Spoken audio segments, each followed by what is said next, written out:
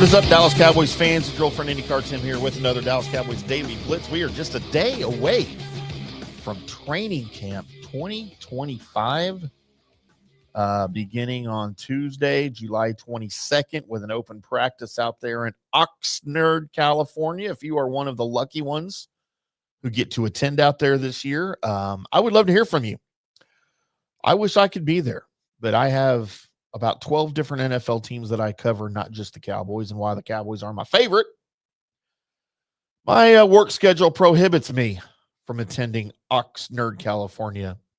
May be able to get out there next year with a little bit of pre-planning. But if you are out in Oxnard, among the beautiful weather and the fine dining restaurants and all of the great things that happen out there, I would love to hear from you at IndyCar Tim across all my social medias. Just rub it in.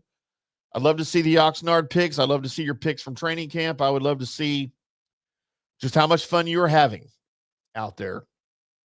If we like the picks, maybe we'll use some of those and showcase you and the good time you are having right here during training camp on the Dallas Cowboys Daily Blitz podcast, right here on the FanStream Sports Dallas, part of the FanStream Sports family of networks. Also, check out Tampa Bay, Ohio, Kansas City coming soon. All the other great locations where there's sports. But anyway, we're not here to talk about those things. We are here to talk about your Dallas Cowboys. Dallas Cowboys training camp 2025. It's here. It's hard to believe it's here, man. I feel like we just had the draft. I feel like we just are still arguing about draft picks, what the Cowboys should have done. I feel like we're still not really settled in with the coaching staff yet. But I've come around, boys and girls. I've come around on the coaching staff. I was not excited about the upcoming season, was not excited about the hiring of Brian Schottenheimer. Felt like it was a give-up move after Jerry was sure that Mike McCarthy was going to return this year, and he didn't. I felt like Brian Schottenheimer was kind of a give-up move, like a panic move. But you know what? I've come off of that now. After Schotty has hired his coaching staff, I might be more excited than I was had McCarthy return. So I'm looking forward to training camp. I'm looking forward to what the Cowboys have put together here.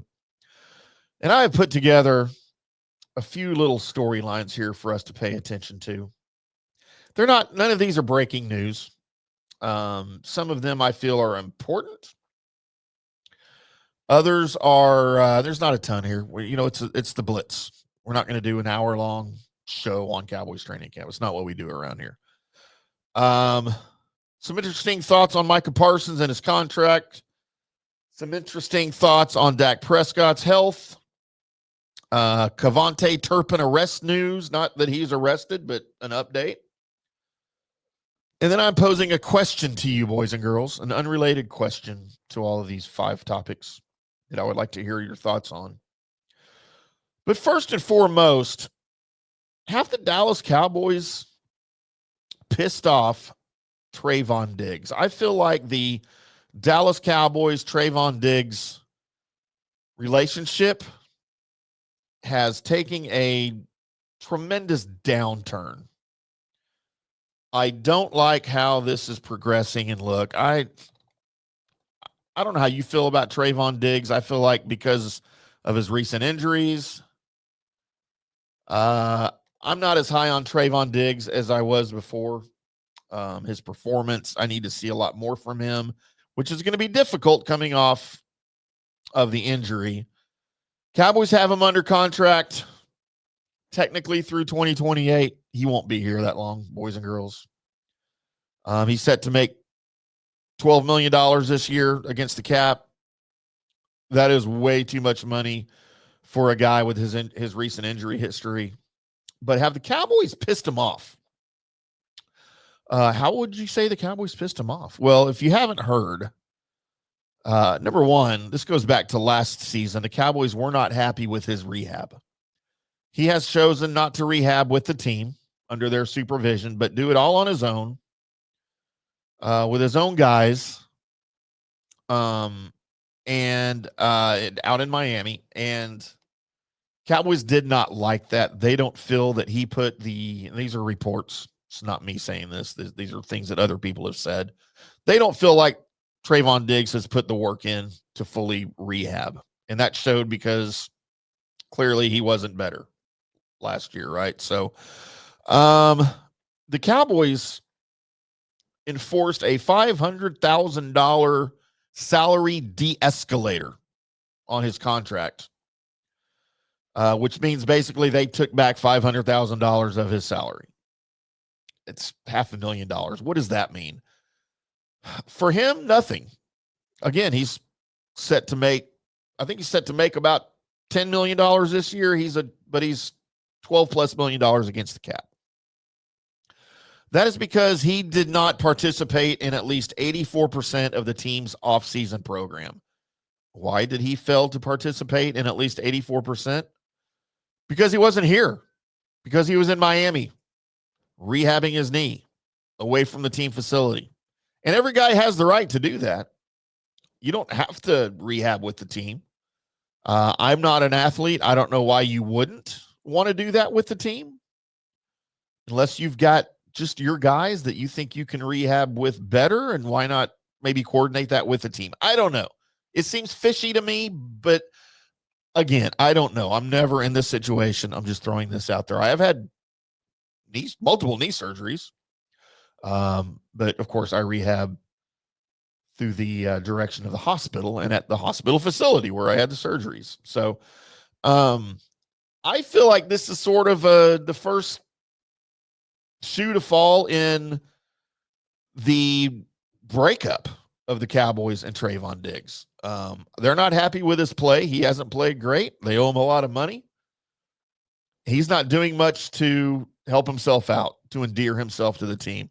So, yeah, I think before the Cowboys pissed off Trevon Diggs, I think Trevon Diggs pissed off the Cowboys. And this is where we're at. And don't forget, last season, when the Cowboys first expressed their dissatisfaction with his rehab process, Diggs took to social media and said he was going to make a YouTube video titled, quote, "The Truth Behind My Injury," end quote. And he was supposed to divulge the reasons why all this was happening. Well, we never saw that video. He never did it, which again brings into question his motives and his actions. I'm not taking the team side. I'm not taking Diggs' side on any of this because, number one, I don't know. And number two, I don't really care. At this point, I'm kind of done with Trevon Diggs. I know we're not the Cowboys. I say we, sorry. I know the Cowboys are not super deep at corner, but, and yes, he's better than nothing, clearly still. But I believe the Cowboys really need to start thinking about moving away from Diggs, and I think they have a little bit. So that's going to be something to watch just this offseason into the preseason and see how healthy he is and how well he performs or how well he doesn't perform next season.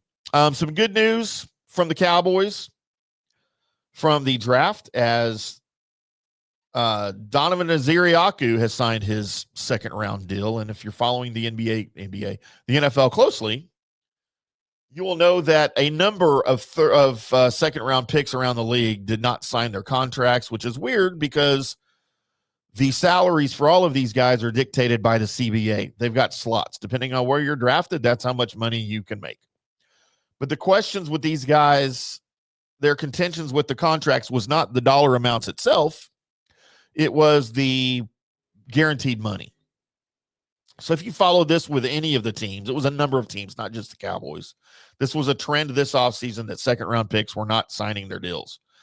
And by rule, by the CBA, players are not allowed to participate in training camp unless they sign their rookie deals. Now, they can perform in the offseason, they can perform in OTAs, they can perform in mini camps, all of that great stuff, and most of them did. Not all, most of them did. So now as teams are starting their training camps, this is all coming to a head, and most of these guys have all signed their second-round deals, including Dallas Cowboys, Aziriaku. So it's good. No standoff. He'll get the money he needs. He'll get the money he deserves. He'll get the money that's slotted to him.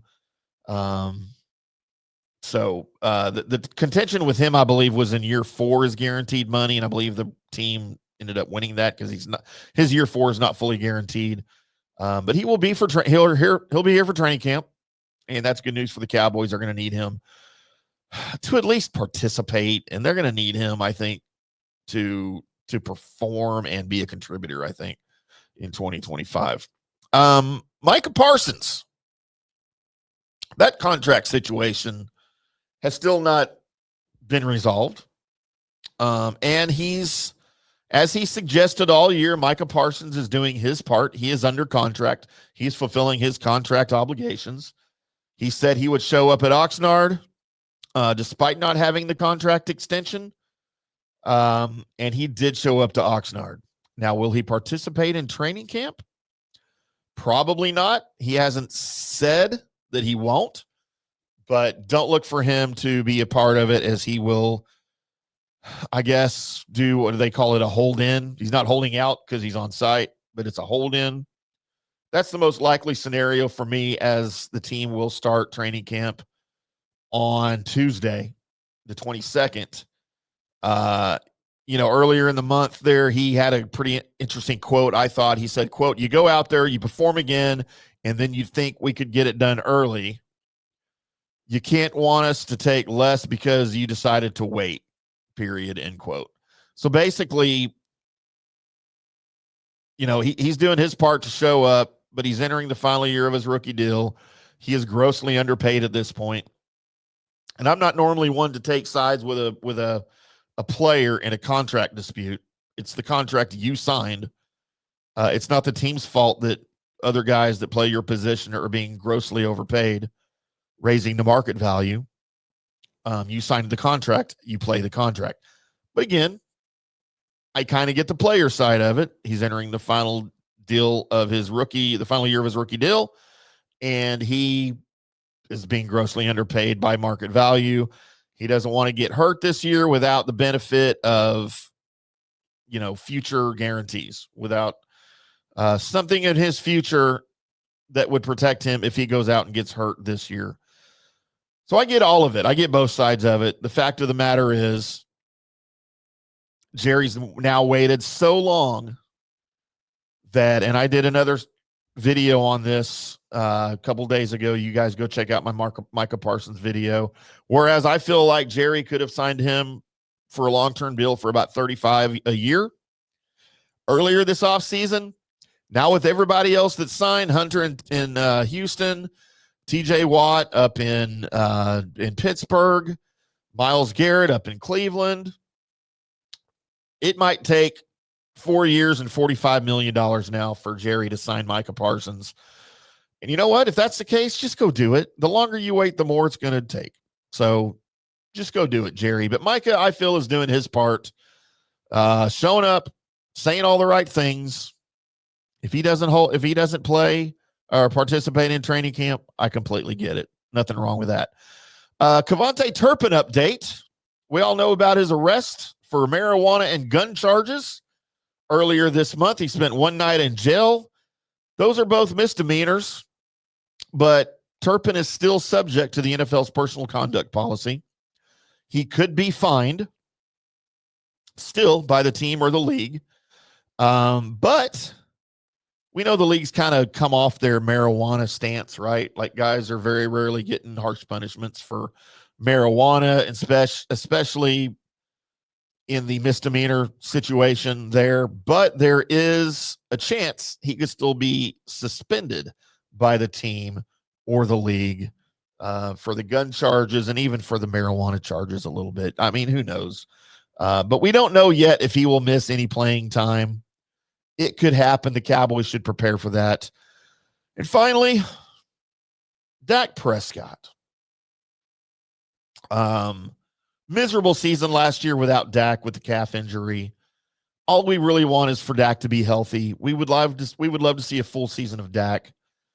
You've now got George Pickens in place. However you feel about the George Pickens trade, if you think he's a good dude or a bad dude, if you think he was a miserable failure in Pittsburgh, if you think he's a cancer in the locker room, or if you think he's great, whatever. The Cowboys have him now. Opposite CeeDee Lamb.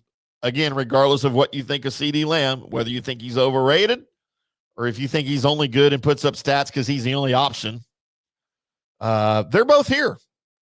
And place them where you want in the ranking of wide receiver duos in the NFL. They're both here. Dak's got a new toy. All we need is for him to be healthy. But what does Dak think? Earlier this month, he said, quote, "I will be a full go for training camp. I'm healthy," end quote. Seems like he said the same thing last offseason when he was dealing with some stuff too, though, right? So that's what we want to hear. That's what he has to say.